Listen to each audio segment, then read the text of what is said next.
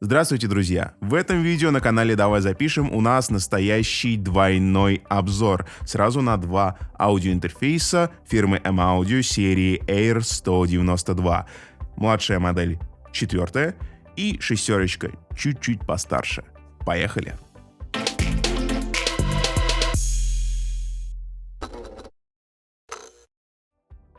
Двойной обзор мы решили сделать, потому что и тот аудиоинтерфейс имеет абсолютно схожую начинку. Отличие заключается лишь в разъемах, которые выведены наружу. Смотрите, и там у нас есть одновременно два канала на запись, но четверка позволит нам записывать микрофон и какой-то инструмент. Поскольку первый канал оборудован комбо-входом, сюда можно подключить какой-то линейный источник или микрофон, а второй канал оборудован лишь джеком. Сюда мы подключим только инструмент, потому что он как раз-таки инструментальный.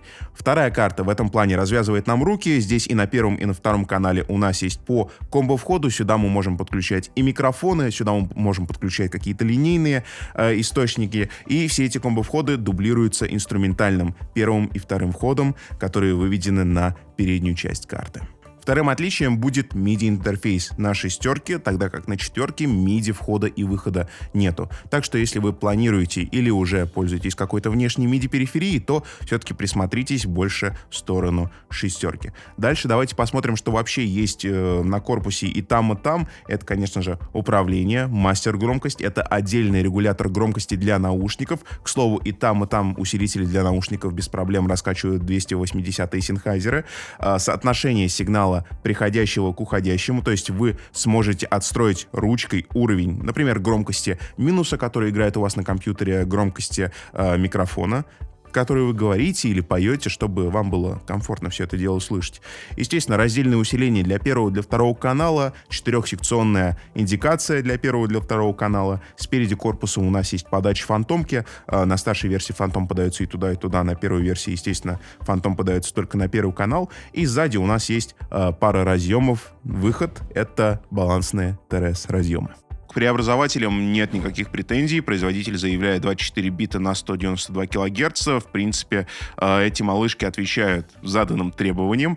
И что касается преампов, потому что сейчас мы проводим наш тест с SM7B, и, как вы слышите, в принципе, с этим микрофоном можно работать, потому что здесь есть по 55 дБ усиления на каждый канал. Ну, на каждый канал я имею в виду в M-Audio 2, а в M-Audio 1 на первый микрофонный канал. Как слышите, звук вполне себе, он неплох. Он неплох.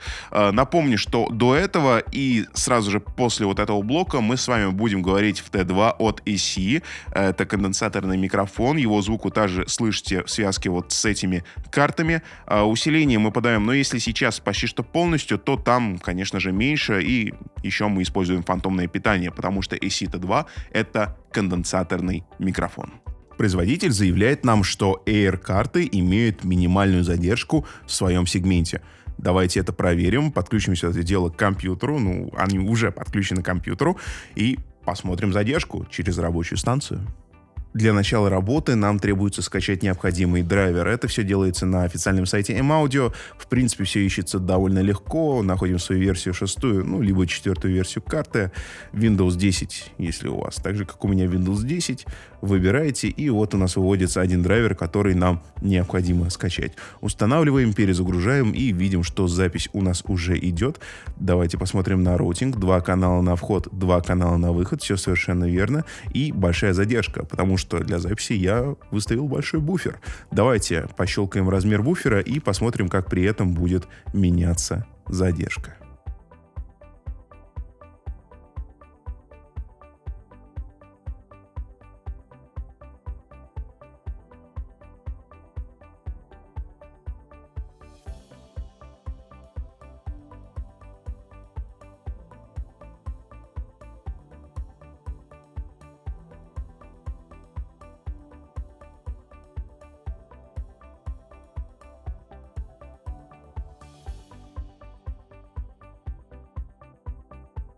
Осталось дело за малым — провести настоящий полноценный тест. Подключим сюда музыкантов и послушаем, на что способны эти карточки в полевой работе. Para bailar la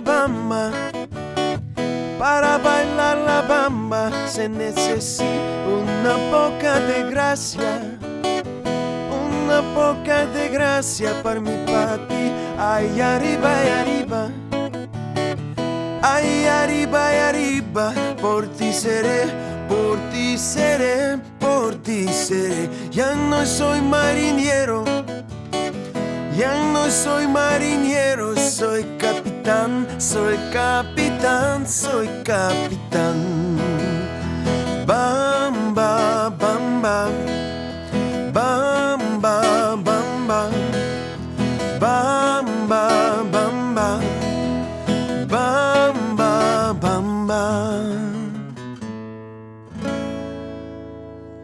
Под конец стоит сказать о вкусностях, которые вы получаете при покупке вот этих карт. Это и специальная версия Pro Tools First, которая заточена под M-Audio, это и Ableton Live Lite, кучу различного ПО и инструментов для написания музыки и, конечно же, 2 гигабайта библиотеки с бесплатными сэмплами.